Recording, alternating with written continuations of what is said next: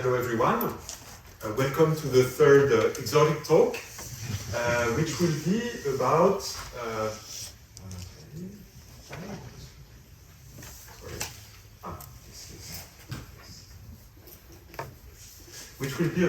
spin fluorescence detection by microwave photon counter. So the motivation for this talk is single spin magnetic resonance, as many of you hear, and so, of course, this is something that has been achieved, the detection of individual spins. Here I will mostly talk about electronic spins. So this has been achieved by many methods, ODMR, transport measurements, and spin probe techniques. Ah, yes. Okay. But maybe it is fair to say that existing methods are either system-specific. This is particularly the case for ODMR, where you need an optical transition, and also for transport measurements, or they have a kind of small detection volume in the order of a few hundred nanometer cube. And so I think it's fair to say that practical single spin detection remains an interesting challenge, and it's interesting to investigate additional methods. And so here I want to discuss a novel method that we have demonstrated last year, which is a novel method for detecting spins by their incoherent microwave fluorescence. And I will discuss the principle of this method, its implementation, and I will show data on spectroscopy of an ensemble of erbium ions in a crystal, as well as very new data from 2 weeks that demonstrate single ion detection by this method. All right, so what is the motivation? Well, the underlying idea is that in optics, the best way to detect individual emitters is by fluorescence. This is in particular the case for NV centers in diamond, evidently, where they are illuminated by a laser, and the spontaneously emitted photons in the red are collected and detected on a single photon detector, and of course we can do all these beautiful images. And fluorescence detection is a major field of science in general. Now for NV centers in diamond, the relaxation rate is 10 to the 8 per second. And so basically this sets the number of photons that you can detect. So this is an important number. So now the question we want to ask is, can we do this at 7 gigahertz frequency? Because so any spin, an electronic spin, has at least these two levels, two spin half levels, and maybe we can use this microwave transition to do the same trick. And so just excite this microwave, this system with microwave pulse, and detect the microwave photons that it can emit. But for that to work, so this is kind of not the case usually, and the reason is that, so first, for that to work and to be interesting, we should be at cryogenic temperature. We should be in the regime where the frequency is much larger than kT. This is pretty easy. But there is two other major problems. First one is the radiative rate of a spin at microwave frequency in free space is 10 to the minus 12. Here again is second minus 1, which means that you would have to wait 10 to the 12 seconds to get one photon. So this is not extremely practical to get counts. And another thing is that you also need a single microwave photon detector. And so this is the two challenges that maybe I will explain how we can overcome them. And so here the idea is, so we have our sample with spins that are biased by some binode field. And so we're going to increase their radiative relaxation rate by coupling them to a superconducting resonator, which is planar and which is deposited on the crystal. So this resonator has a frequency omega naught. It's coupled to some waveguide with a rate kappa, and it generates, so it's like a typical capacitor. You see, it's just a planar capacitor, which is shunted by a wire. Now, this wire will have AC currents running through it that generate a D1 field. This is magnetic resonance, really. And so now, a quantity which will be of interest in this talk is a quantity called G0. So G0 is the spin microwave photon counting, spin microwave photon coupling constant. And G0 is basically the Rabi frequency that would have a spin in a B1 magnetic field corresponding to 1 photon. Delta B1 is the vacuum fluctuations of the B1 field, basically. And here gamma is the gyromagnetic tensor of the spin that we are considering. Right, so this quantity G0, it sets the strength of the coupling between the spin and 1 microwave photon. Right, so in this situation, in fact, the spin radiative rate is enhanced by the Purcell effect, which states that basically the coupling to the resonator and to the waveguide opens a new relaxation channel to the spin, which is given by this formula. And here in this formula, you see that there are two terms. This is related to the coupling constant squared. And then there is this extra term which says that basically if the two systems are detuned, delta is the detuning, the Purcell relaxation is suppressed, right? But the Purcell relaxation and resonance, this gamma R, is 4 G0 squared over kappa, and this can be strong if G0 is high enough and if kappa is low enough. As an optics, you need strong coupling and high quality factor resonate. So this Purcell regime, we had reached it in 2016 in my group. So this is a curve extracted from this work, where you see that what we had observed is that the relaxation time of some spin ensemble, it was donors in silicon in that case, was strongly reduced when the spins are tuned in resonance with the resonator. You see that here there is 3 orders of magnitude reduction in relaxation time. And so this is a clear indication of this Purcell regime. This is in fact, so this formula is just this red line, so there is no adjustable parameter. But in this work, we had not detected the spontaneously emitted photons in this regime, right? Here, each spin should emit a microwave photon. And so the question that we're asking now is, can we detect these photons? And for that, you really need a single microwave photon detector, or SMPD. I would use the word SMPD instead. So how to do a SMPD? And here, this is where superconducting qubits enter the game. And the building block of this SMPD that we are using is a transport qubit. So I will very briefly remind you what is a transport qubit. A transport qubit is a LC resonator that has, where the inductance has been replaced by a Josephson junction, a small Josephson junction, which is so nonlinear that even a single photon is enough to change its next frequency, the frequency of the transition to the next level. And so basically a superconducting qubit is a strongly anharmonic electromagnetic resonator. And this is a very well-known system. Of course, it is investigated for quantum computing. Here we are only using it for quantum sensing to detect microwave photons. And it can be well-established technique to read out its state very efficiently. This is an example here. And so now, based on this transport qubit, let me explain you briefly how the SMPD works. I have to say this is microwave photon detection is an active field of research since several years. There are a few references. In our group, we work on a design by my young colleague Emmanuel Flurin, with whom I work, and we are co-supervising this activity. And this is in this paper by Raphaël Lescan in PRS. So here, this transport qubit is actually coupled to 2 resonators. The one resonator at frequency omega A is the input resonator. This is where the incoming photons that we want to detect are arriving. And the qubit at frequency omega q is coupled to another resonator at a frequency omega e.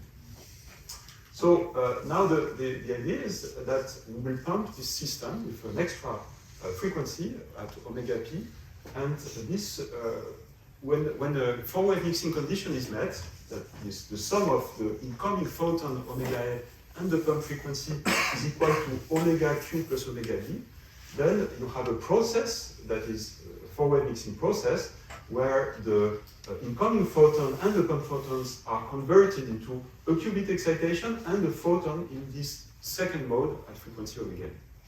So now this is nice, but this is a Hamiltonian, so it's reversible. So you have to but this mode omega d can be coupled to a transmission line, so it will dissipate, and this will suppress the reverse channel, which means that when the photon omega a is basically arrives, it is actually converted into an outgoing photon at omega d and a qubit excitation that can then be read out. Okay, so maybe it's a bit rapid explanation, but you can ask me later more details, or we can look in the publication. So this is a graph to show you that it works.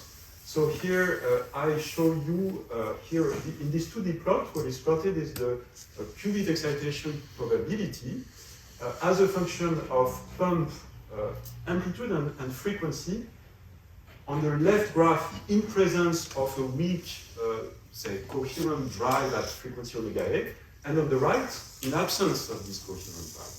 So maybe first we can look on the right. We see that when there are no photons incoming, qubit is not excited. This is very important. Now on the left, we see that when there are photons incoming, we have some conversion and we have some qubit excitation. So there are some optimizations, of course. I will not enter into detail, but this detector has a bandwidth which is typically 600 kilohertz in that case, and this is the chip that we are using. This is on the left is the input waveguide for the incoming photons. We have a pump line, we have the output resonator, and we have on the bottom this line is actually to pass current through a little antenna that is coupled to a squib that enables to tune the frequency of the input resonator. This is actually important because this detector needs to be tuned to the frequency of the thing you want to detect. In our case, to the frequency of the spin resonator at frequency omega naught. So here we can tune the detector in resonance with omega.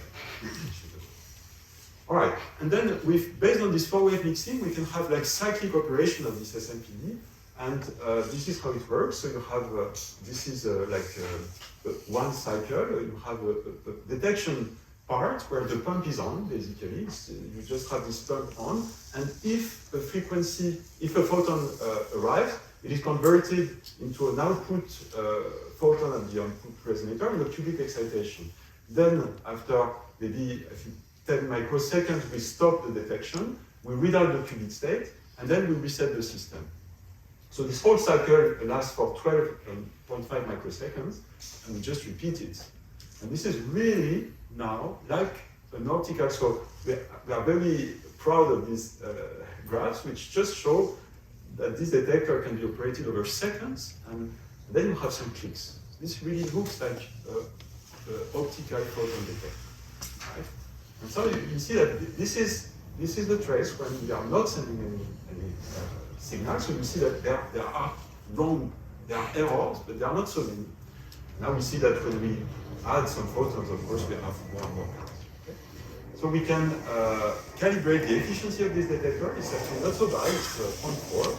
The dark count rate is 100 per second. Again, not so bad. And we can make noise equivalent power. This is another graph to show you that it really works. It's really operational. Here we operated for 10 hours.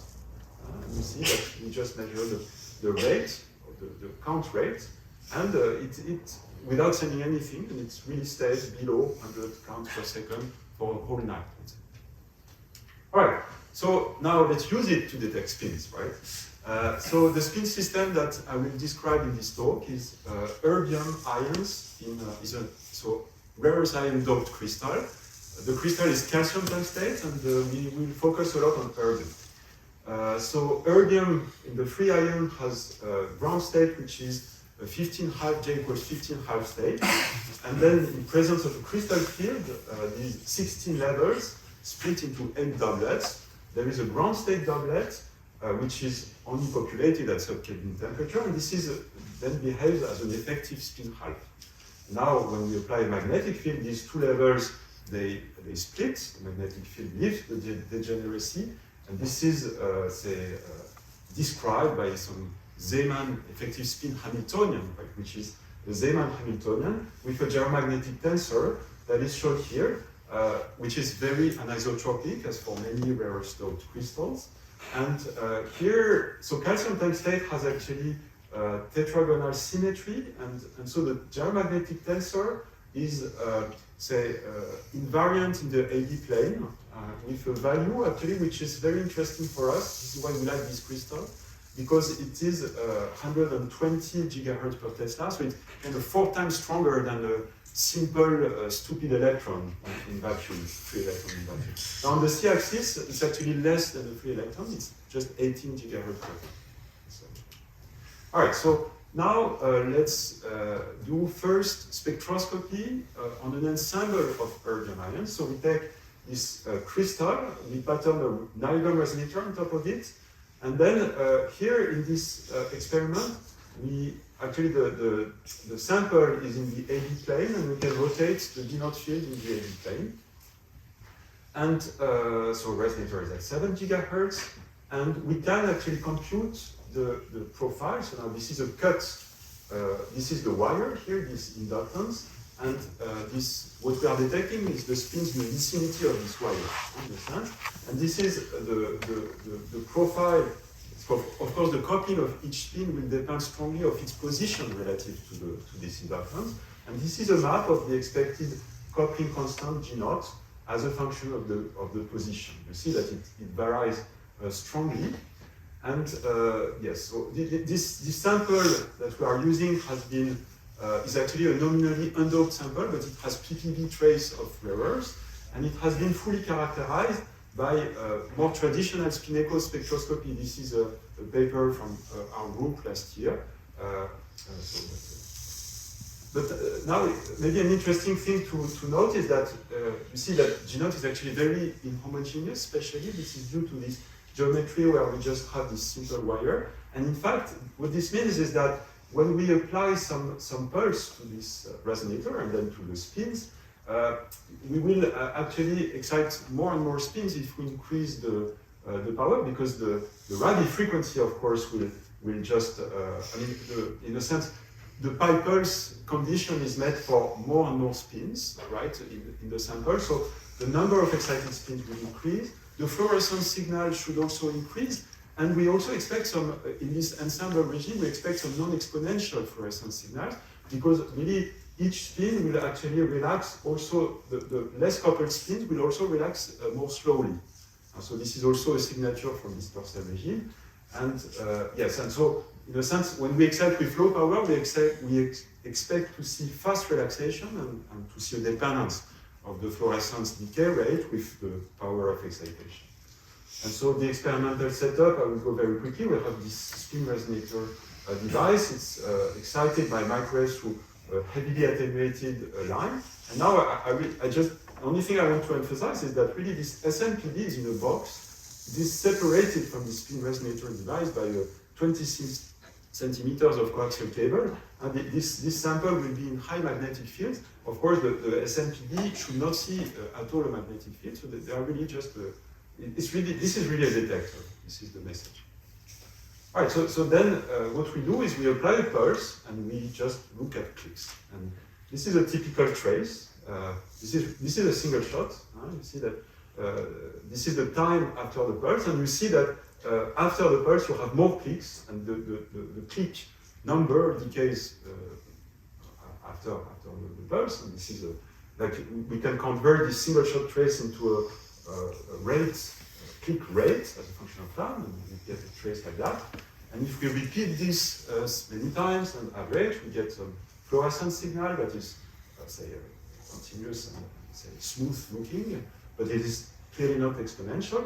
And in fact, so all that I will show is taking traces like that, integrated the count over, say, the typical decay time of this signal. We integrate the count, and we plot this. This is our signal, and we plot this signal as a function of the parameter that we derive. All right, so first, maybe we can look at this dependence of this, so here on the left is this effective decay time of the fluorescence as a function of the incoming power. And we see that it varies a lot indeed between 0.1 second for the lowest power to a few seconds for the highest power. And also the number of counts also increases and then saturates. And this saturation here is due to the competition of the pulsar relaxation, of the radiative relaxation with non-radiative processes. And in rare earths, here in the erbium, the T1 spin lattice is 5 seconds. So here we, at this stage, we don't get more photons by driving more because we drive more spins, but they're relaxed by emitting photons and non-photons.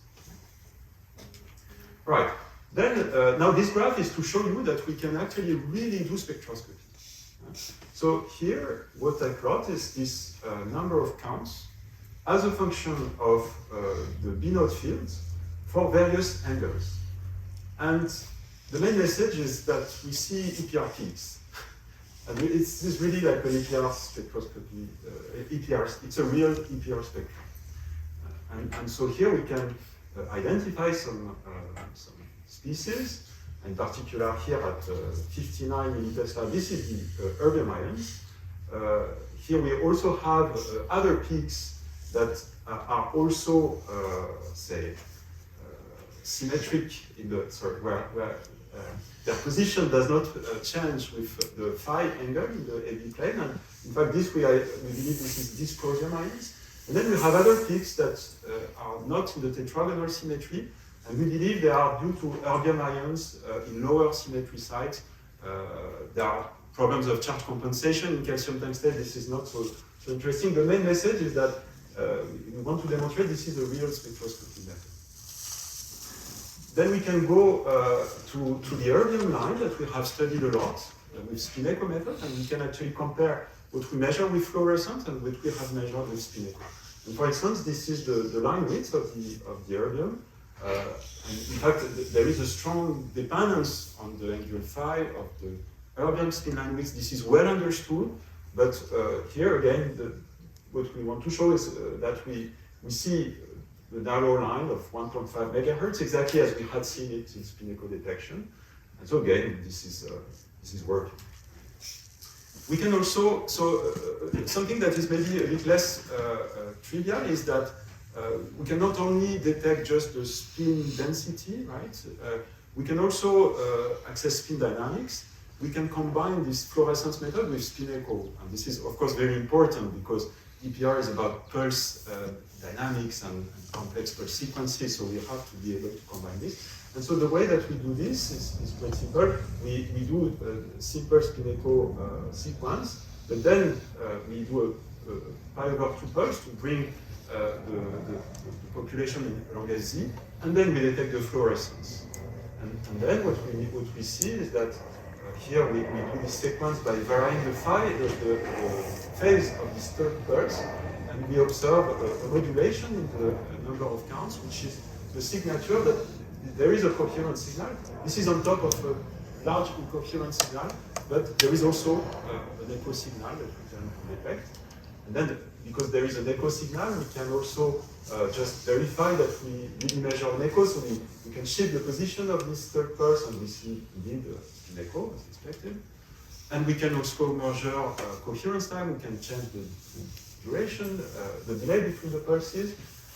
And here, if we do that, we find a T2 of 3 milliseconds. And this is comparable to what we had measured by spin echo method. There is even an additional little thing that actually this time, we know from these measurements that this time is actually limited by the fact that there is a B-node noise, and that is randomizing the echo phase. And in fact, we know that with magnitude averaging, we get much longer T2. This is shown in this graph, so you see that with magnitude averaging, we reach a T2 of 23 milliseconds. This is explained in this reference. So we can also do the analog of magnitude averaging with the fluorescence detection by looking at the variance of the count, and it also works. We retrieve our 22 milliseconds. Okay, so this is working well. But so then the message is, okay, we can really use this technique to do Earth spectroscopy, but is it really more sensitive, and can we go to single spin? And so now, if we have this idea and we have these numbers, there is a kind of a rule of thumb to be in the single spin detection regime, is that basically you want to be able to detect counts. I mean, each spin will emit one count at a time, and the count rate should be larger, if possible, or at least of the same order of magnitude as the dark count.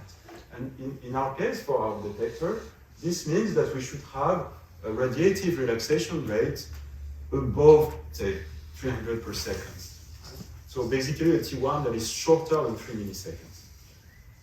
So then this motivates us to actually optimize the resonator design to enhance even further this radiative relaxation rate. And so this is what we have done. And so we do some nanowire resonator now. So this is the photograph of this nanowire resonator. This is on top of calcium tungstate. So this is again just a big capacitor shunted by a wire. I mean, nothing different. But here the wire is 100 microns long and it's 500 nanometers wide. So it's nano, but it's not extreme nano.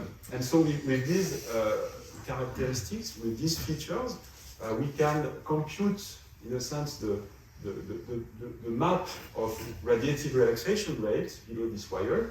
And here this is, and you see that here basically there is a whole region where the radiative relaxation rate is exactly in the ballpark that we want. It's say above 0.5 10 to the 3. So in this region, so basically a few hundred nanometers below the wire, and we should have the radiative relaxation rate that we want, and so we expect 1 millisecond for the most strongly coupled spins, and so maybe we can measure individual height. So we have now measured this sample. So I have to say also, sorry, I forgot to mention, but in this measurement, the denote is actually applied along the c-axis. So the transverse axis is the AV plane where the geomagnetic ratio is high. Right, so now we need to apply 400 millitesla to see the spin resonance. So this is an ensemble curve, so we find the Orbium line, so this is good. And then, but then we want to see individual ions. So how do we do? Then we will actually go to the side of the line, because this is what people do in a single molecule fluorescence, basically. So we go just above the line. And here there is an issue with field stability, because it's quite critical. And so to kind of achieve the desired stability, we set the main coil in persistent mode, and we scan an orthogonal mode. So this is a kind of a dirty trick. It would be better to have a scanning coil along the z-axis, but we don't have it, so we use this one. And here is the spectrum that we obtained. So this is a messy curve. So this is again the number of counts integrated over 2 milliseconds as a function of this orthogonal field. And here you see it's a lot of mess, but you see that you have 3 curves and you have some peaks. And here the thing that we are very happy and very proud is that these 3 curves are 3 scans taken over several hours of distance, separated by 12 hours, and they are actually, the peaks are reproducible. So you see that there are really like some correlations between the curves. And here I can even zoom in some region, and you will see better that indeed the peaks are more at the same place at each scan. So this is good. And so we can sit on one of these peaks, and then we can look at the fluorescence. Fluorescence is actually also what we expect. The relaxation time is 1 millisecond. And then we can try to see radio oscillations. And for that, we apply a microwave pulse and resonance, change duration of the pulse, and measure the number of counts during 1.5 milliseconds. And we see very nice radio oscillations. Do not show a decay even after 100 microseconds. So these well-defined, long-lived radio oscillations for us are a near proof that this is coming from a single erbium ion. I have to really emphasize that the detection volume is actually very big, because this erbium ion is located below the wire, but the wire is 100 micron long, and basically the detection volume is 100 micron cube. We also, interestingly, we can, from this curve, extract direct the complete, all-included photon collection efficiency, and this is 0.1, which is, again, not so bad. We can look at histograms from this single erbium ion. So here on the left, this is a single-shot histogram. We have the probability to detect 0, 1, or 2 photons by counting clicks over 1.5 milliseconds. And you see the small difference between after a pi pulse and without a pi pulse. So you see that there is, again, like 0.1 photons that we are detecting typically. So this is one shot, but if we take the histogram after 1 second averaging, which is just repeating 100 sequences and integrating, we have, this is the histogram that we have, so it's not so bad. Again, we reach a signal-to-noise ratio of 1 after 1 second integration for a single erbium ion. We can do Ramsey fringes. This is by applying 2 pi over 2 pulses separated by dt. We get a T2 star of 7 microseconds. And we can do echo. Sorry, these are really data from yesterday, so they are not extremely clean.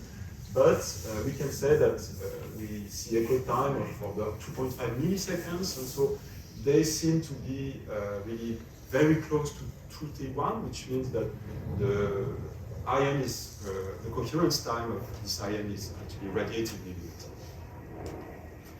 And so this brings me to my conclusion. I have shown you that it is possible to build single microwave photon detectors with low dark count and high efficiency. That spin detection by microwave fluorescence is actually a complete EPR spectroscopy method. We demonstrated to characterize a rarest ion doped crystal. Oops, sorry. And we have very likely detected an individual erbium ion with this method, with interesting characteristics, because the detection volume again is like typically 100 micron cube, signal to noise ratio of 1 in 1 second, and overall detection efficiency of 0.1. So I would like to thank the people who contributed to this work, in particular Jijen Wang, Léo Balangbois, Eric Dillot, Marianne Lelantec, and Miloš Rancic, and my colleagues Emmanuel Florin Denivion and Daniel Esteve, and other members, former members of the group and collaborators, and the whole controlling group. And to end up, maybe I can advertise that we have positions open, both for PhD, postdoc, and actually permanent positions also. Thank you for your attention.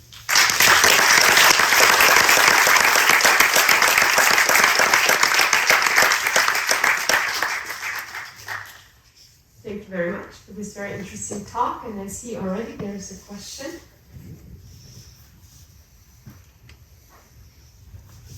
Thank you so much, Patrice. Quick question. When you work with ensembles, how important are collective effects? Very good question. They should not be important. So I believe they are not important. So pulsar relaxation is really a single spin effect. And we are in a low, so the key parameter to determine if collective effects are present or not is the ensemble cooperativity. Here in this case, we have a very low doped crystal, it's a PPB, so the ensemble cooperativity is actually much lower than 1. So we should not have any collective effect, and we don't see any trace of collective effects.